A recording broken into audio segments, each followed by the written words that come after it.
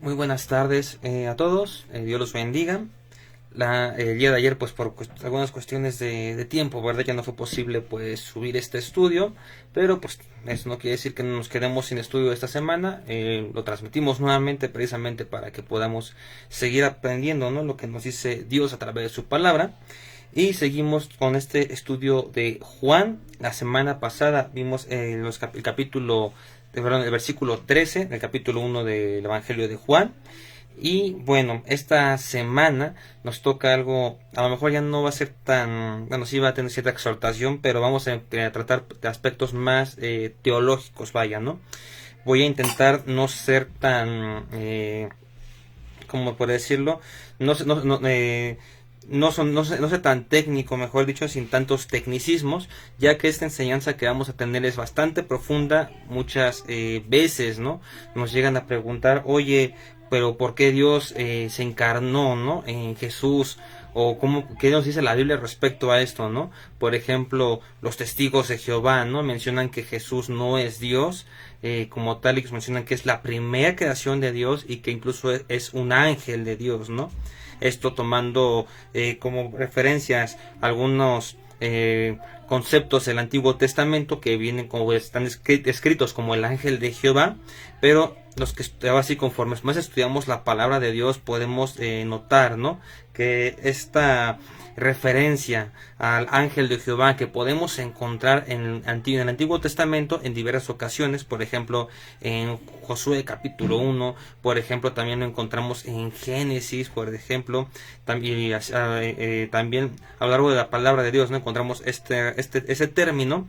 Sabemos, los que estudiamos la palabra de Dios prácticamente sabemos que este es Jesucristo antes de la encarnación del Verbo, antes de que se hiciera hombre, se apareció en forma de hombre, pero esto no quería decir que fuera hombre, ¿no?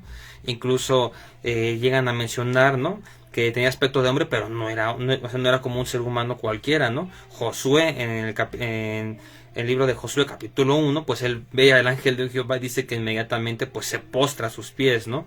Si ellos hubieran pensado que él era un hombre, esto no hubiera ocurrido. Y sin embargo, a lo largo del Nuevo Testamento, ¿no? En el caminar de Jesucristo, vemos que la gente no lo veía simplemente y se postraba, ¿no? O sea, había un proceso antes de que rindieran su corazón. Ni aun los apóstoles se rindieron inmediatamente a Jesús, y esto es precisamente por esta diferenciación que en el Nuevo Testamento vemos a Jesús encarnado, hecho hombre, pero en el Antiguo Testamento no es que Jesús esté encarnado, sino vemos a Jesús con este cuerpo pues espiritual, con este cuerpo purificado, con este cuerpo glorificado, mejor dicho. Vemos a Jesús, ¿no? Sin desprenderse de esta persona de Dios, pero en el Nuevo Testamento sí vemos a Jesús desprendido de ser Dios, ¿no? ¿A qué me refiero con desprendido? Precisamente a encarnado, o Dios hecho hombre. Y esto es muy diferente a lo que nos llegan a enseñar, a lo mejor, ¿no? De manera equivocada, algunas personas detractoras de la divinidad de Cristo, aludiendo a creencias antiguas, aludiendo a mitos en los cuales ellos argumentan esto, ¿verdad? Que hay muchos dioses que tuvieron hijos con humanos y que fueron semidioses, ¿no? Toman como contexto, por ejemplo, a Zeus y a Hércules, toman por ejemplo a Poseidón, etcétera, etcétera, y esto al final es un engaño del enemigo, es una malinterpretación totalmente de lo que dice la palabra de Dios, y muchas veces estas conclusiones, ya sea que decir que Jesús no es Dios, porque él es la primera creación de Dios, como lo mencionan los testigos de Jehová, o ir en otra parte, ¿no? De decir, es que estas historias la tomaron los profetas, ¿no? La tomaron los discípulos de las creencias helénicas para adaptarlas al judaísmo y de esta manera fundar su propia religión. Esto también es todos estos dos argumentos y demás que puedan haber, pero son los más famosos, son una clara muestra de una ignorancia en lo que dice la palabra de Dios, y también una confusión en lo que nos está mencionando la Biblia. Y aquí hay que tener mucho cuidado con estas falsas doctrinas que también se han inmiscuido en la iglesia, que hay gente que incluso dentro de una campaña de evangelismo prefieren evitar decir que Jesús es Dios por el temor de qué van a decir los demás, ¿no? O qué van a pensar los demás, o van a decir que yo estoy loco, o que yo estoy loca. Y esto no es correcto, esto, insistimos, es un pecado grave ante los ojos de Dios, porque ningún otro nombre nos ha sido dado a los hombres para ser salvos más que Jesucristo el justo. Esto menciona en los Romanos, no recuerdo aquí bien la cita, ni la noté tampoco, pero es un hecho. Entonces, si nosotros desprendemos de su divinidad a Jesucristo, estamos mutilando el mensaje de la salvación, estamos quitándole lo que dice la palabra de Dios, estamos agregando de nuestra propia cosecha. Y claramente en Apocalipsis 22 nos advierte, ¿no?, cuál es la consecuencia de quitar o poner algo de la Biblia. La consecuencia directamente es que nuestro nombre es borrado del libro de la vida. Entonces tengamos cuidado con ese tipo de enseñanzas y de enseñarlas. Y de igual manera vamos a ver qué es lo que nos menciona la Biblia, ¿no?, sobre esto que te estoy comentando. Dice el Evangelio de Juan capítulo 1 versículo 14, y aquel verbo fue hecho carne y habitó entre nosotros, y vimos su gloria como del unigénito del Padre, lleno de gracia y de verdad. Vamos a diseccionar este versículo para poder ver la gran enseñanza que Dios tiene para nuestras vidas. Aquel verbo, recordemos la palabra verbo como tal, esto ya lo vimos en unos mensajes anteriores, apenas me estoy dando cuenta que que Facebook me borra algunas cosas, próximamente vamos a hacer lo posible por subir estas enseñanzas completas a YouTube, por si te perdiste alguna, no lo puedas volver a ver, ¿verdad? Y recordemos que verbo como tal es palabra, es declaración, encarnación de la idea o mensaje como tal, ¿no? Esto conforme a lo que vimos hace unas semanas. Recordemos que específicamente la palabra verbo, en este caso, en el griego, pues es algo que potente, algo que tiene mucha fuerza, ¿no? Algo que es innegable. Recordemos que también el verbo nos referimos específicamente a Jesucristo hecho hombre, a la palabra a la palabra de Dios, o si lo queremos resumir de esta manera, pues nos referimos al Hijo, ¿verdad? Dice que el Hijo o el verbo o la palabra de Dios fue hecha carne. Aquí la palabra carne en el griego es sanx, así como suena, S-A-N-X. Y específicamente se refiere a algo hecho de carne y hueso, con sangre, con tendones, un organismo básicamente. Y aquí en el contexto que está siendo utilizado en el Nuevo Testamento, en el antiguo griego, pues es específicamente humano. Aquel verbo fue hecho carne, o en otras palabras, aquel verbo se hizo humano, se hizo hombre. Aquel Dios magnífico, aquel Dios que está por encima de todo y de todos, no, así que se despojó de esa divinidad y se hizo hombre, se hizo humano, ¿verdad? Y aquí vamos a hacer un breve paréntesis antes de continuar. ¿Por qué Dios se hizo hombre? ¿Por qué Dios encarnó o se hizo humano en Cristo Jesús? ¿Por qué el Hijo descendió y se hizo hombre? Primero que nada, vamos a ir a la carta a los Romanos, capítulo 5, y el versículo 18. Nos menciona la palabra de Dios lo siguiente. Romanos 5, 18. Así que como por la transgresión de uno vino la condenación a todos los hombres, de la misma manera por la justicia de uno vino a todos los hombres la justificación de vida. En otras palabras, lo que nos está mencionando aquí la palabra de Dios es que a través de un hombre, a través del primer Adán, a través de todo nuestro antepasado en común de todos los seres humanos, a partir de Adán entró el pecado a las personas. A partir de Adán, la humanidad tiene esta naturaleza caída. Y aquí a lo mejor nos preguntamos, oye, pero pues no fue Eva, ¿no? La que fue tentada. Eva fue con la que habló la serpiente, vaya. Sí, en esa parte estamos en lo correcto, pero aquí una gran responsabilidad que tuvo Adán, precisamente. Y esta responsabilidad podemos ver en la palabra de Dios, que él no la cumplió desde un inicio. Y el resultado fue el pecado que nosotros conocemos como el pecado original. Entonces, menciona la palabra de Dios en Génesis capítulo 2, en el versículos 16 y 17. Aquí tengamos cuidado, estas palabras que vamos a leer a continuación, no se las dijo Dios a Eva o a varona, como se le conoce todavía en Génesis capítulo 2. A partir de Génesis 3 es cuando se le conoce el nombre de Eva.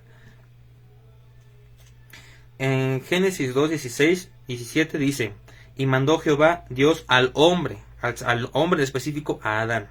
Aquí se refiere a Adán, diciendo: de todo árbol del huerto podrás comer, y más del árbol de la ciencia del bien y del mal no comerás, porque el día que de él comieres ciertamente morirás.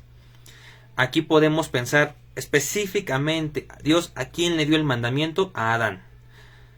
Podemos ver en Génesis capítulo 1,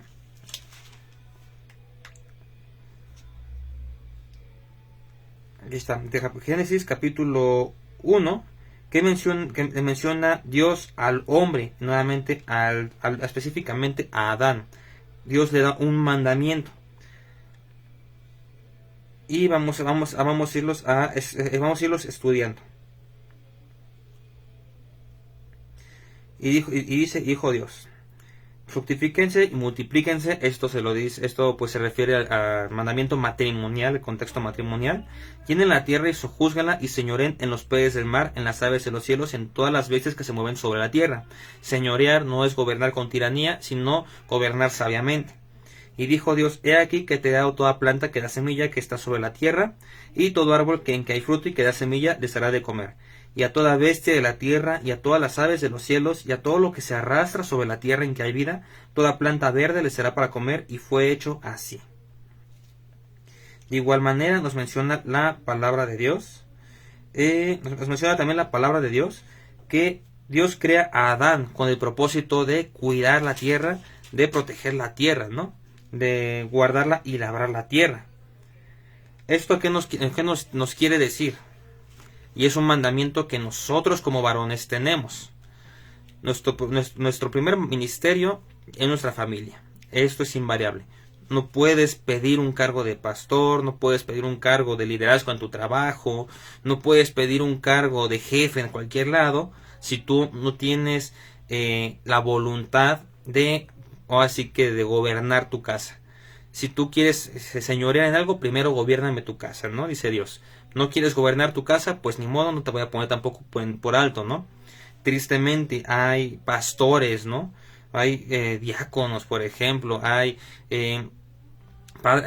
hombres exitosos en los negocios quizás, ¿no? O famosos, hay actores de Hollywood, hay cantantes y demás que han tenido un gran renombre, me refiero a hombres en específico, ¿no? Que han tenido gran renombre, que han hecho millones, pero que sus casas pues dejan mucho testimonio que dejar, ¿no? Y precisamente es por esto, porque ellos dejaron de hacer lo que tenían que hacer, a tal punto en que aún sus esposas los abandonan, ¿no? O los engañan, que sus hijos hasta reniegan de ellos, que se vuelven drogadictos, que se vuelven personas pues que evidentemente derrochan, ¿no? todo el patrimonio familiar, pero es por esta situación, porque lamentablemente la cabeza del hogar, el padre de familia como tal, pues no cumplió con este primer ministerio, no hizo lo que le correspondía en ese instante. Y podemos ver en Génesis capítulo 3 que la serpiente no le habló al hombre, le habló a Eva, a la mujer. Y aquí me pregunto, en todo este tiempo, en todo este momento, ¿en dónde estaba Adán? Y aquí sabemos que la mujer o no entendió el mandamiento que Adán le dio. Adán no se aseguró de que ella lo entendiera, o peor todavía, Adán no se lo enseñó de forma correcta. Cuando la serpiente en Génesis 3, en versículo 2, versículo 1, La serpiente era astuta más que todos los animales del campo que Jehová Dios había hecho, la cual dijo a la mujer: ¿con que Dios les ha dicho no coman de todo árbol del huerto? Y la mujer respondió a la serpiente. Aquí abre paréntesis: ¿quién tuvo que haberle respondido a la serpiente, la mujer o el hombre? Si a Eva le respondió a la serpiente, es porque Adán estaba ausente. La mujer respondió a la serpiente: del fruto de los árboles del huerto podemos comer, pero del fruto del árbol que está en medio del huerto... Ojo, aquí dijo el árbol que está en medio del huerto. Ni siquiera sabía el nombre del árbol. Dijo Dios: no comerás de él, ni lo tocarás para que no mueras. Recordemos, ¿cuál fue el mandamiento? No fue no tocarás, fue no comerás de él porque ciertamente morirás. Aquí vemos dos problemas. Eva ni sabía el nombre del árbol y ella pensaba que ni siquiera tenía que tocar el árbol, porque si tanto que lo tocara, luego se iba a petatear. Esto nos habla, ¿verdad?, de un mandamiento incompleto dado a ella por parte de su autoridad, que era su esposo, o inclusive un mandamiento, pues, confuso, ¿no? O a lo mejor el mismo Adán lo enseñó de manera incorrecta, no sé, pero es obvio que acá, en esta que estamos estudiando, pues, Adán no cumplió con la función que tenía que hacer. Y posteriormente, ya después de que ella, pues, fue tentada y cayó, ¿verdad?, y ella fue la primera en comer del fruto, dice en el versículo 6, vamos a ir ya a la segunda parte de este versículo: y dio también a su marido, el cual comió así como ella. ¿Te das cuenta que Adán no requirió que nadie lo convenciera? No requirió que siquiera su mujer lo tentara. O sea, solamente ella agarró, lo tomó, se lo dio y él, sí, presta, y se lo jambó, se lo tragó. Ahora sí que con nosotros, ¿no? Como hombres, nuestras esposas nos dicen: oye, mi amor, ¿quieres? Sí, dame. Agarramos todo el mordisco, ¿verdad? Todo el trancazote lo jalamos. Pero esto nos habla de la palabra de Dios, que él estaba consciente, ¿no? Menciona más tarde en el versículo 7 que sus ojos fueron abiertos, que él también sintió vergüenza, que él también fue el que se escondió de la presencia de Dios. Y aquí hay que tomar mucho en cuenta esto. Aquí nos está diciendo la palabra de Dios que Adán mismo, a él se le dio el mandamiento, él tuvo la responsabilidad de pasarlo no solamente a su esposa, sino a sus generaciones, y él evidentemente cayó en pecado. Por esta razón, dice en Romanos 5:18, que el pecado entró por un hombre, no por una mujer, no por un hombre en el género humano, sino específicamente por una persona del género masculino entró el pecado en nosotros. Es triste, pero es cierto. El pecado entra, el pecado está incluso en nuestro ADN. El pecado mora en la sangre de los seres humanos, y cuando nosotros vamos a ser papás, ¿no? Cuando el ser humano como tal, o el hombre, tiene relaciones con su esposa, con la mujer, el espermatozoide, ¿no? Esto tiene todo lo que es el ADN, todo lo que es el código genético del varón.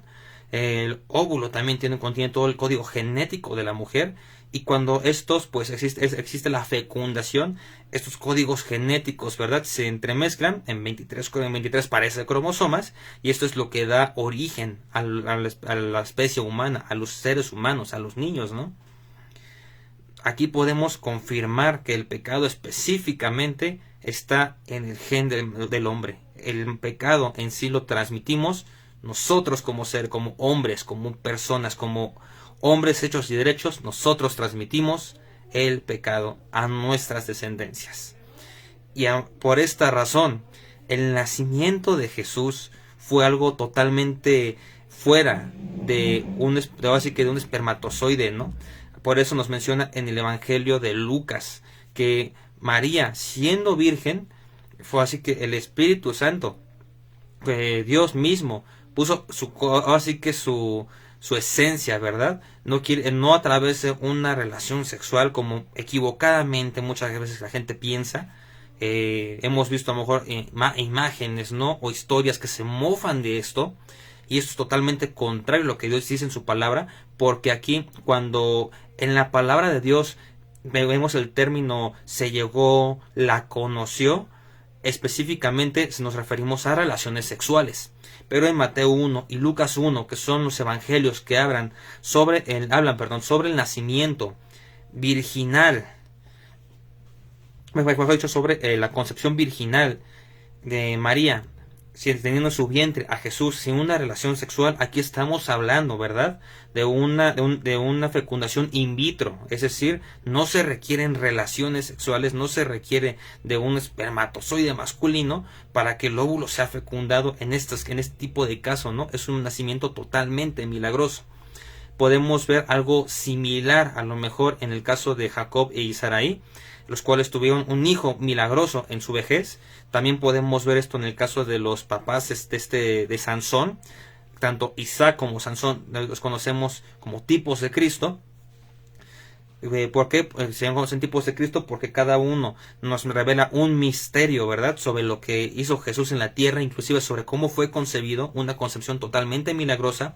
Pero a diferencia de ellos, fue Dios mismo quien desciende a través del Espíritu Santo para encarnar en el vientre de María, utilizando específicamente este óvulo que tenía María dentro de su cuerpo para que pudiera ser posible este nacimiento milagroso, este nacimiento virginal, ¿verdad?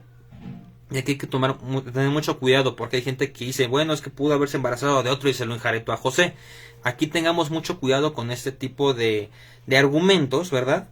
Porque también lo que nos enseña la palabra de Dios es que a José se le aparece un ángel, o sea, no se le apareció el cuate, no se le apareció el primo del amigo, del vecino, del tío, del sobrino, del amigo, o sea, a él se le apareció, en este caso, el ángel Gabriel, y él es el quien le dice, ¿verdad? Oye, es que tu esposa, no creas que este hijo es no creas que este hijo es fuera del matrimonio, o sea, este hijo es de Dios, o sea, y no te lo digo en el sentido metafórico, literalmente, es el hijo de Dios, es el hijo.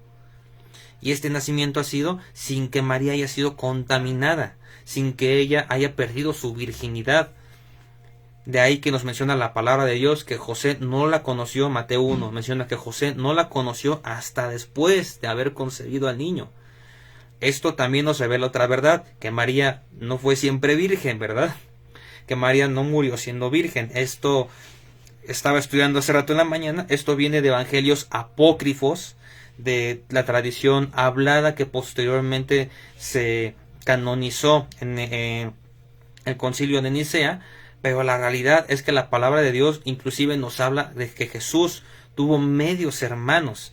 Entonces afirmamos sin problema alguno que María no siempre fue virgen, pero que hasta el momento de su concepción ella seguía siendo virgen. Hasta el momento inclusive que Jesús nació, ella seguía siendo virgen, precisamente por esta obra del Espíritu Santo en ella.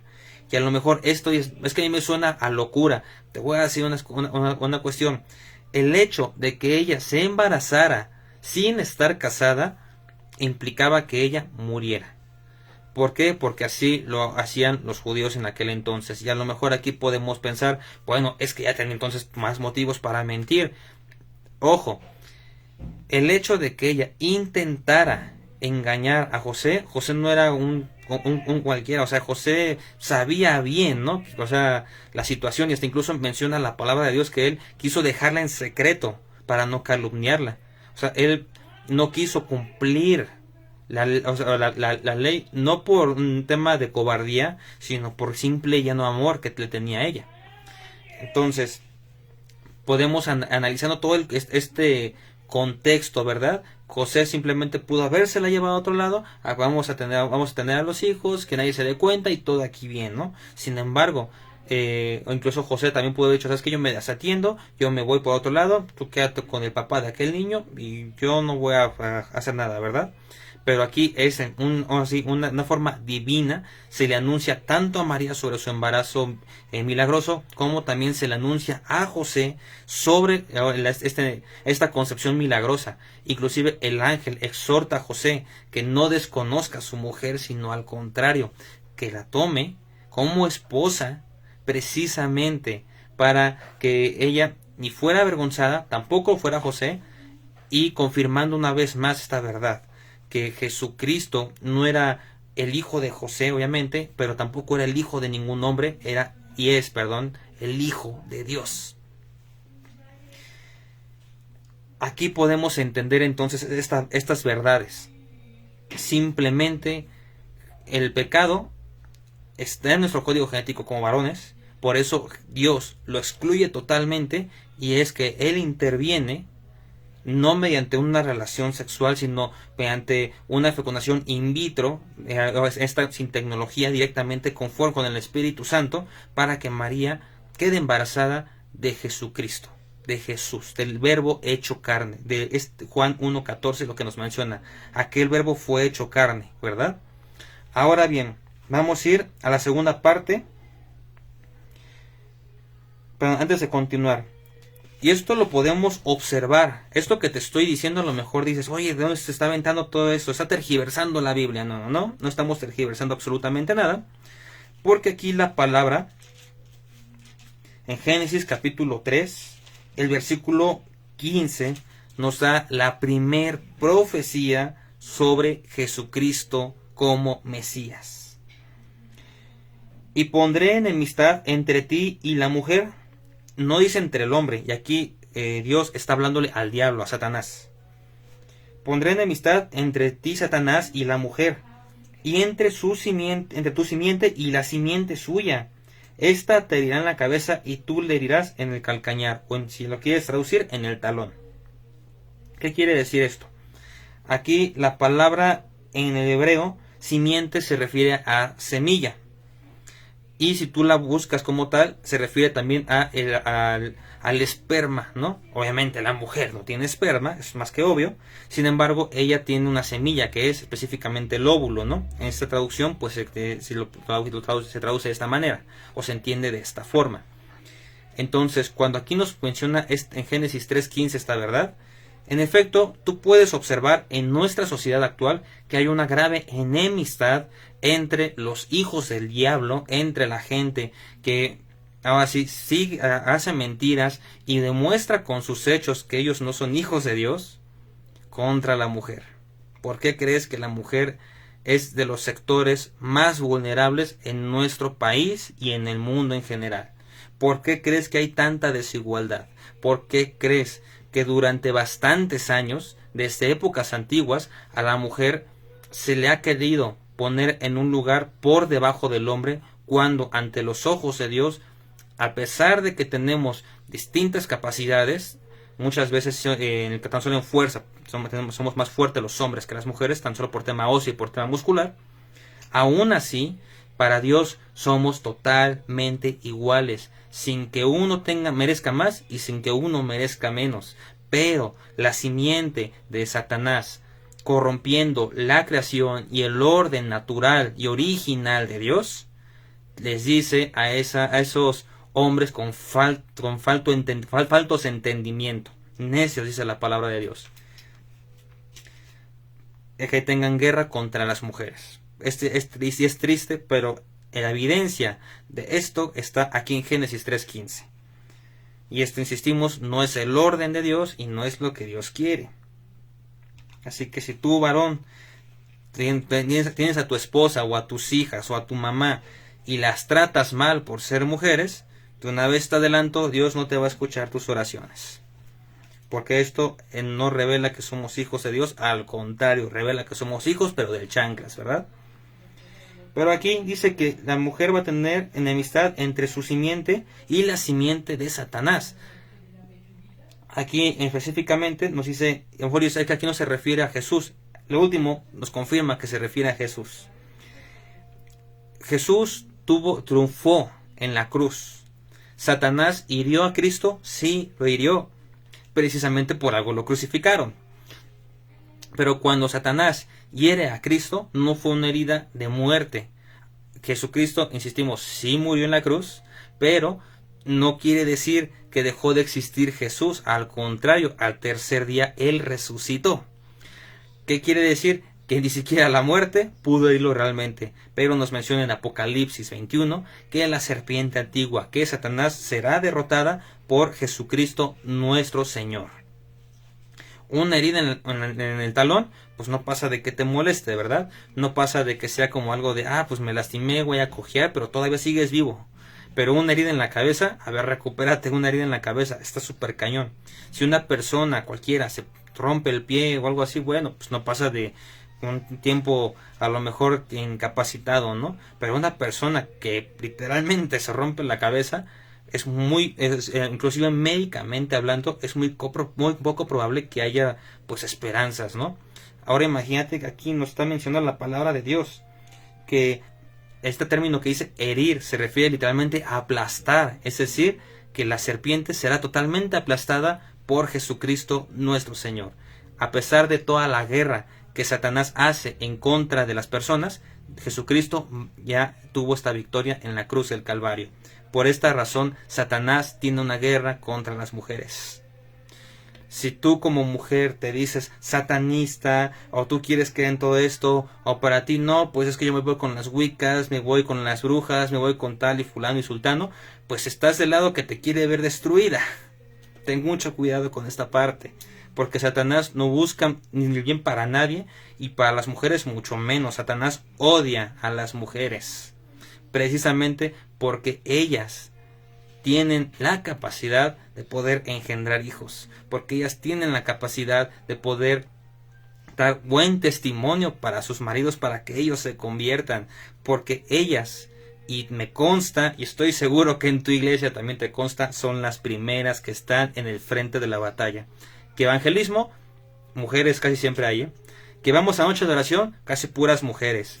Que vamos a la iglesia, casi puras mujeres. Y los varones, ¿dónde están? Dormidotes, aplastadotes, desanimados, no quieren hacer nada. Y es que me siento triste, mejor ya no voy, mejor ya no hago, mejor ni predico, etcétera. Y esto es precisamente un engaño del enemigo, y es precisamente porque el enemigo quiere aplastarlas a ellas. Por estas situaciones, Satanás odia tanto a las mujeres, y todavía aún más porque desde esta palabra, Satanás ya sabía que el Mesías vendría de una mujer, que vendría precisamente de una semilla plantada en una mujer, y que en ese instante iba a peligrar su dominio en este mundo. Confirmación de lo que nos menciona la palabra de Dios. Ahora bien, continuando con lo que nos menciona la palabra de Dios, vamos a entrar en materia en esto, ¿no? Al final, esto es algo totalmente distinto a lo que te adelantaba hace un momento, a lo que nos dicen sobre los semidioses, ¿no? Te dicen, no, es que, pero también esta creencia de los semidioses es algo, una historia que los discípulos se fusilaron, ¿no? De algo que ya existía. Vamos a ver qué dice Filipenses 2, capítulo 2, versículo 6. Filipenses 2:6 nos menciona sobre Jesucristo, el cual, siendo en forma de Dios, cuando nosotros vemos el término ángel de Jehová, podemos ver esta forma de Dios, no estimó el ser igual a Dios como cosa a que aferrarse. Versículo 7, sino que se despojó a sí mismo, tomando forma de siervo. Jesucristo, recordemos, vino para servir, no para ser servido. Mateo 20, 27, 28. Hecho semejante a los hombres. Versículo 8, y estando en la condición de hombre, se humilló a sí mismo, haciéndose obediente hasta la muerte, y muerte de cruz. A diferencia de Teseo, por ejemplo, a diferencia de Perseo, a diferencia de Hércules, que estos son semidioses, ¿no? De acuerdo a la cultura griega, de acuerdo a la cultura helénica, podemos observar que ellos tienen poderes sobrehumanos, pero no son dioses, son semidioses. Aquí lo que nos confirma la palabra de Dios es que Jesucristo no era un semidios más, no era producto de una relación infiel entre un Dios y un ser humano, una mujer en este caso, sino que específicamente Jesucristo es Dios hecho hombre, despojándose de esa divinidad para morir por ti, para morir por mí, por el perdón de nuestros pecados. Ningún semidios en ninguna mitología, en ninguna religión ha hecho algo tan grande como lo que hizo Jesucristo. Tú puedes ver las historias, puedes ver las películas si quieres, y ahí puedes ver hombres con superpoderes peleando y agarrándose a medio ejército a trancazos, pero tú observas a Cristo siendo el siervo sufriente, varón de dolores, aquel que se despoja de su divinidad para ser colgado en el madero, tomar esa maldición que nosotros teníamos que tomar, adoptarla como suya propia, para que todo aquel que en él cree no se pierda, mas tenga vida eterna. Totalmente distinto a todo ese panteón de dioses, ¿verdad? Ahora bien, nos menciona, habitó entre nosotros. Aquí, específicamente esta parte en griego significa eskenó, así con doble O, S-K-E-N-O-O, y significa literalmente extender el tabernáculo y morar. Si vamos un poquito al Antiguo Testamento, podemos estudiar todo el libro de Éxodo, podemos estudiar todo el libro de Levítico, los cuales nos hablan, ¿verdad?, sobre la construcción del tabernáculo y también los sacrificios que se tenían que hacer en el tabernáculo y el propósito del tabernáculo. El tabernáculo, recordemos, es importante recordar, si no lo sabías, bueno, lo puedes visualizar posteriormente en Éxodo, me parece que está en el capítulo 13, si mal no recuerdo, o en el 27, por ahí lo vas a encontrar en todo Éxodo. No solamente encuentras las plagas de Egipto y a Moisés dividiendo el mar, encuentras todo esto que te estoy mencionando. El tabernáculo, ¿verdad?, estaba en el centro del campamento de Israel. Estaba en el centro del tabernáculo, alrededor estaban acampando, en este caso, los levitas, y así que conforme se iba diseccionando, o se iba alejando cada vez del centro, pues estaban las demás tribus, ¿no? Y aquí el tabernáculo está como tal para el antiguo Israel, y de acuerdo a lo que nos confirma la palabra de Dios, es el símbolo de la presencia de Dios en medio de su pueblo.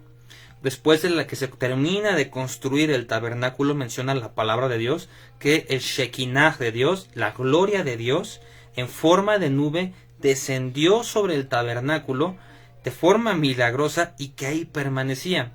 Y que una vez que esta nube se levantaba, era que el pueblo tenía que levantar campamento y empezar a caminar. Pero una vez que la nube, así que se quedaba quieta y bajaba, era que en ese momento era aquí tenemos que acampar, y acá donde va a estar donde tenemos que estar la nube, aquí vamos a construir el tabernáculo, ¿verdad?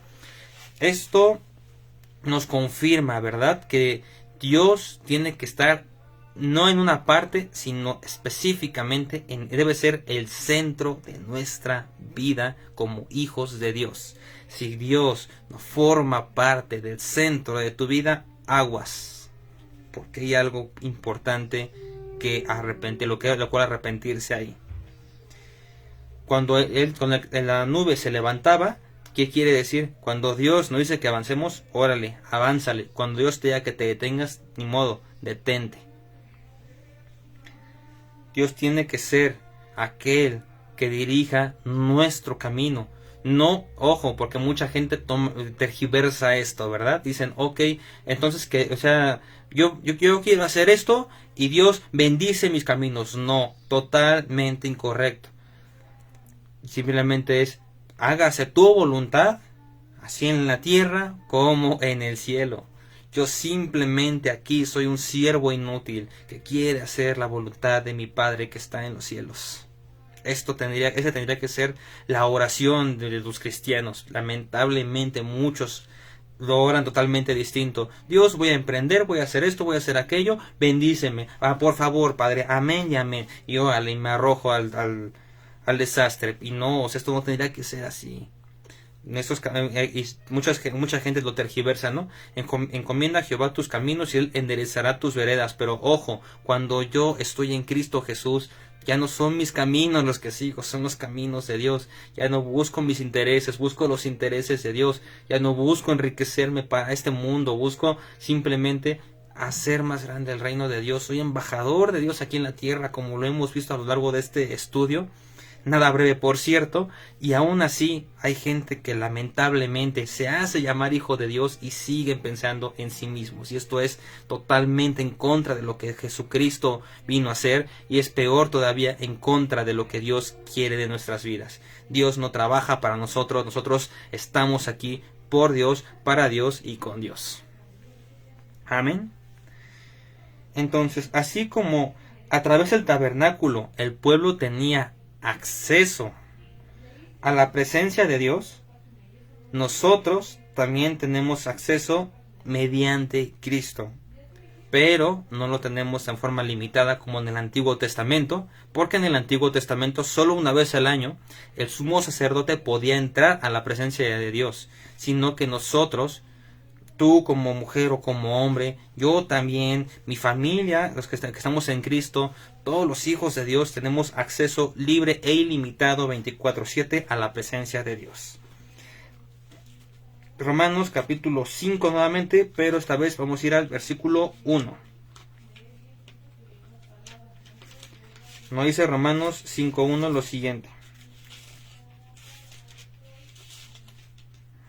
justificados pues por la fe, tenemos paz para con Dios, por medio de nuestro Señor Jesucristo. Versículo 2: por quien también tenemos entrada por la fe a esta gracia, en la cual estamos firmes y nos gloriamos en la esperanza de la gloria de Dios. Si tú equivocadamente piensas que por tus obras, que por lo que tú has hecho, que porque naciste en cuna cristiana, entre comillas, ya eres hijo de Dios, no es esto, no, tenemos acceso a la presencia de Dios mediante Cristo Jesús, mediante lo que Él ya hizo y por gracia nos ha sido dado. Cuando aquí menciona habitó entre nosotros, el tabernáculo se extendió tanto que nosotros tenemos acceso, así como los israelitas tenían acceso a la presencia de Dios mediante el tabernáculo. Jesucristo es nuestro tabernáculo de reunión. Jesucristo es nuestro tabernáculo en el cual nosotros podemos acercarnos a la presencia de Dios y podemos habitar con Dios. Dios no es un Dios irresponsable o es un Dios que se alejó y abandonó su creación. Todo lo contrario, es un Dios que habita en medio de sus hijos. Es un Dios que está con sus hijos en cada momento, en cada lugar. Y así como en el Antiguo Testamento, en Éxodo, Dios proveyó a los israelitas del maná, los proveyó de agua, los proveyó de carne, los proveyó de todo lo cuanto ellos necesitaban para vivir. Así Jesucristo, que está en medio de nosotros, que muere en nosotros a través de la persona del Espíritu Santo, ahora sí que nos provee y nos da todo cuanto necesitamos, no solamente para sustentar nuestro cuerpo, sino también para sustentar todo aquello lo cual requerimos. Hay gente que piensa, ¿verdad?, que cuando llegas a Dios, Dios te va a prosperar económicamente, pero no se refiere a una prosperidad económica, se refiere a una prosperidad total. Simplemente nosotros como seres humanos, en nuestro entendimiento de mosquito, estamos acostumbrados a pensar que la prosperidad es financiera y lamentablemente la limitamos a eso, cuando la realidad es que la prosperidad no solamente va a ser financiera, sino abarca todos los sentidos, el aspecto físico, emocional y mental, pero principalmente el espiritual. Tenemos que tener mucho cuidado cuando nosotros queremos enseñar prosperidad a las personas, y que saber cómo enseñarla. Y aquí aguas también con esta parte, porque cuando nos dice la palabra de Dios que el tabernáculo se extiende hasta nosotros, no nos referimos a esta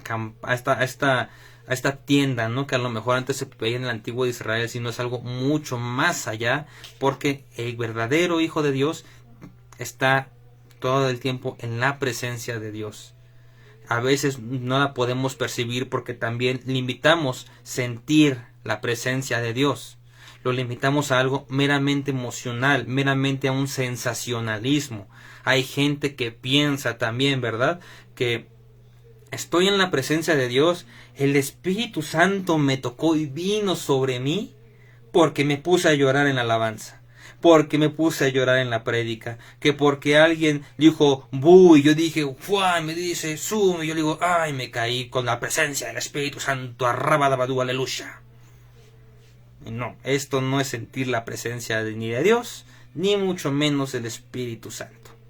Nosotros gozamos de la presencia de Dios desde el momento en que somos sus hijos. No requieres de un emocionalismo, no requieres de tirarte al piso y convulsionarte, no requieres que hay gente que dice, ¿no? Es que yo siento algo calientito y de repente, ¡fua! Sintió calentísimo. No, esto tampoco es la presencia del Espíritu Santo.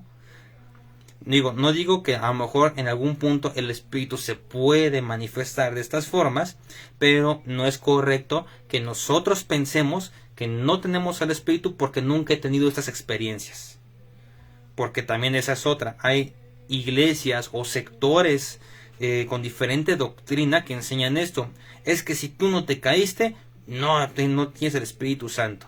O es que si tú no hablas en lenguas, no tienes al Espíritu Santo, cuando la palabra de Dios es muy clara en lo que nos está mencionando. Si tú requieres de emocionalismo, si tú requieres de sensaciones, si tú requieres de sentimientos, si tú requieres inclusive, ¿no?, de aspectos físicos y cosas que ver para decir es que aquí se manifiesta el Espíritu Santo, aquí de verdad está, y no en aquellas iglesias modernistas en las cuales nada más se predica la palabra de Dios y se tolera cualquier herejía. Perdón, hermano, perdón, hermana, pero estás totalmente equivocado porque estás limitando al Espíritu Santo, y eso aguas, porque es una blasfemia contra el Espíritu Santo y es un pecado que no tiene perdón ante los ojos de Dios.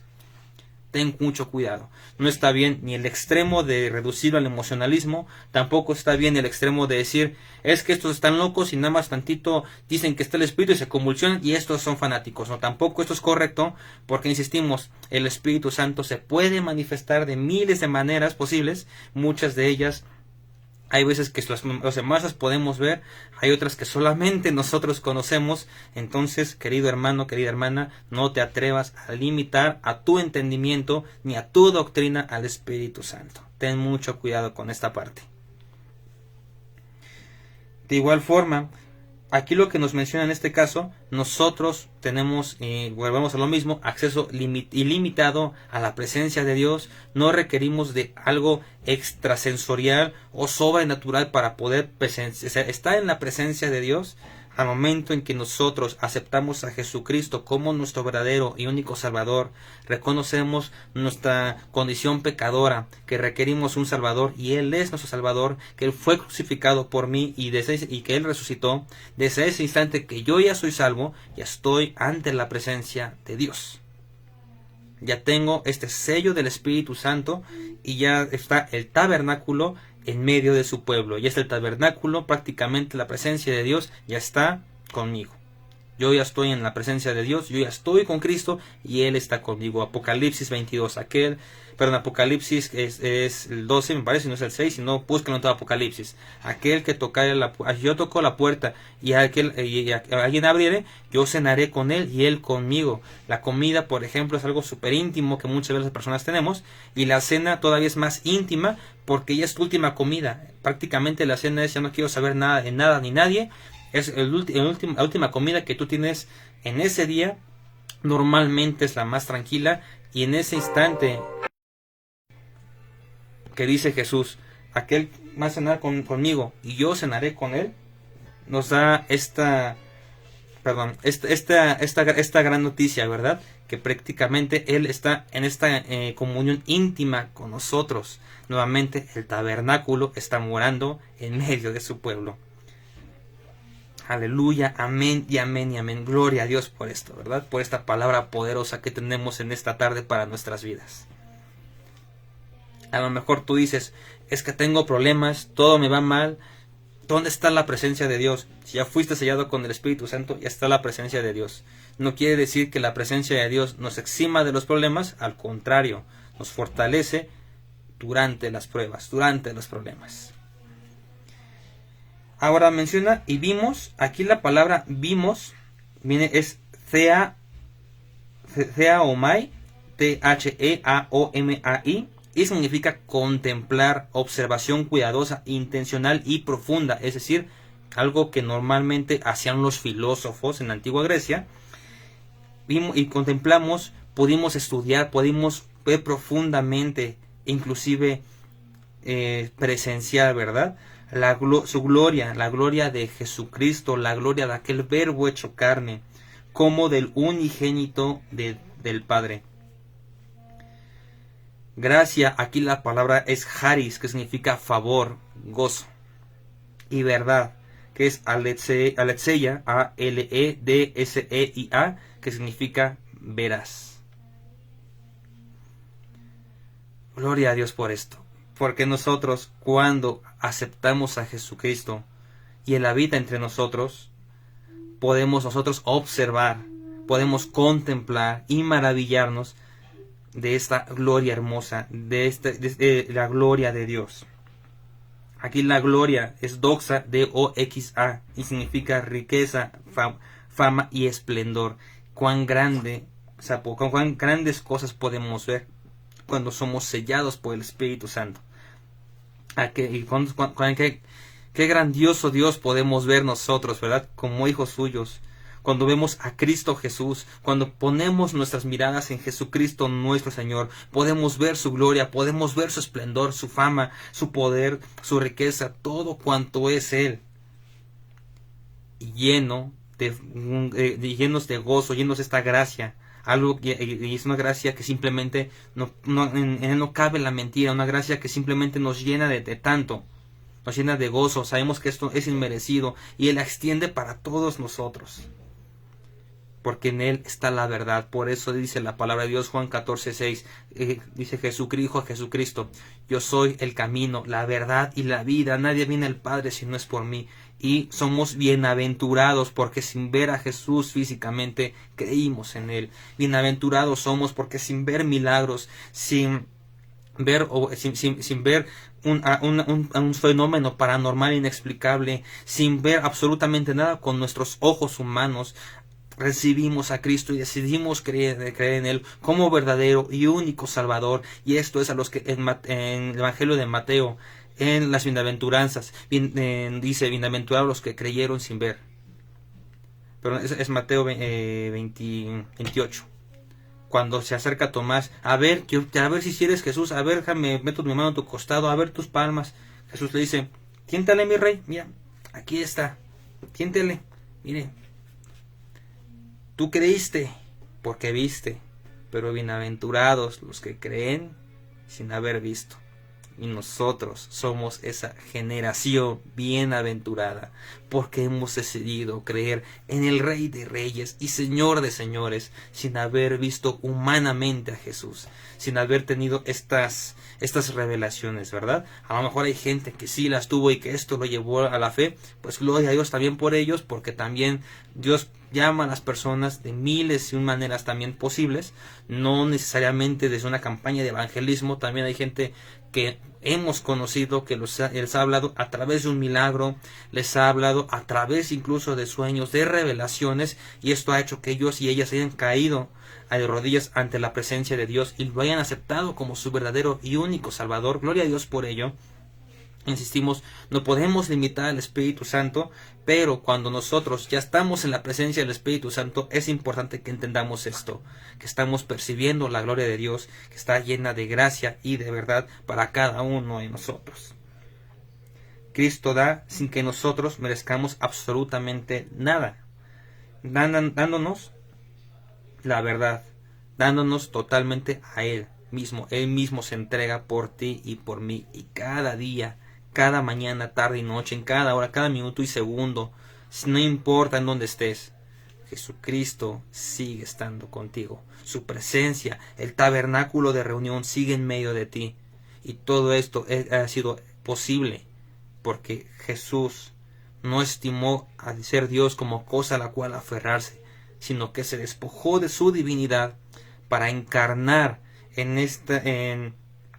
encarnar de forma milagrosa en el vientre de María, con la finalidad de que nosotros pudiéramos ser salvos. Gloria a Dios por esto.